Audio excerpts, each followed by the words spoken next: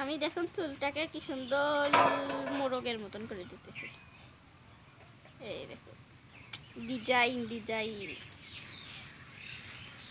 আমি যত পারি। আবার সেলুনে যেতে হয়,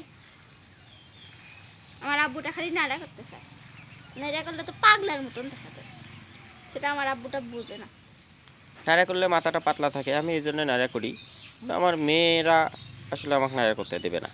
দেখেন চুলগুলো কত বড় আছে। পাগলাও নাড়া করবে না, পাগলাও ভালো। এই দেখেন, দেখছেন আমার শিং জাল আছে।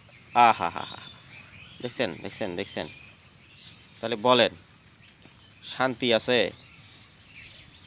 মায়ের কাছে ছোলের যে কি অবস্থা, এখন মাও তো যা বলে তাই শোনা লাগে, এটাই হচ্ছে অবস্থা। এখন আমার আব্বু যে গোসল করবে একটু পরে, আমি স্যালো মেশিনে গোসল করব। আমার মেয়ে আমার সেই গোসলের ভিডিও করবে ইনশাল্লাহ। তো ঠিক আছে বন্ধুরা, আর একটু মা আরো কতক্ষণ? আমার কিন্তু বিরক্ত লাগতেছে। আজ সারাদিন করবো। এই যে সিপগুলো দেও নাই যে গালগুলো, এই যে ফেস ওয়াশ করে দিচ্ছে, দেখতে পাচ্ছেন। এটাই হচ্ছে মায়ের আদর সন্তানের জন্য। পুরো মুখটা দিয়ে দাও, পুরোটা চোখে মুখে দিয়ে দাও, একটু পানি দাও। আহা হা,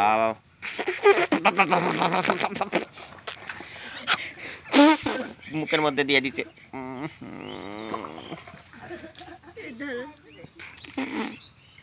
মা চোখত লাগছে।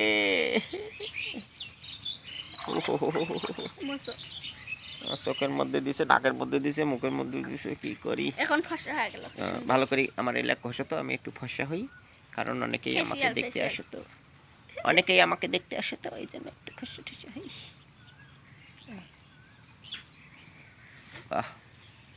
আরামে লাগতেছে। ওহো,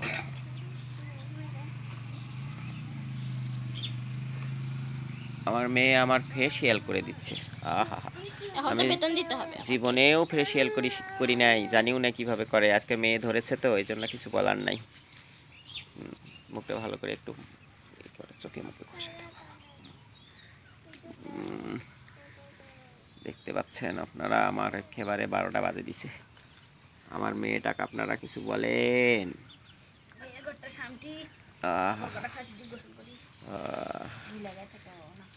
তো বন্ধুরা ভালো থাকবেন, সুস্থ থাকবেন, এই কামনায় সবাইকে ঈদ মোবারক। কারণ ঈদ তো এসে গিয়েছে, এখন ঈদের শুভেচ্ছা সবাইকে, ঈদ মোবারক। দেখছেন আমার কি বানাইলো আমার মেয়েটা। তো ঠিক আছে বন্ধুরা, খোদা হাফেজ, কথা হবে, দেখা হবে নেক্সট ভিডিওতে।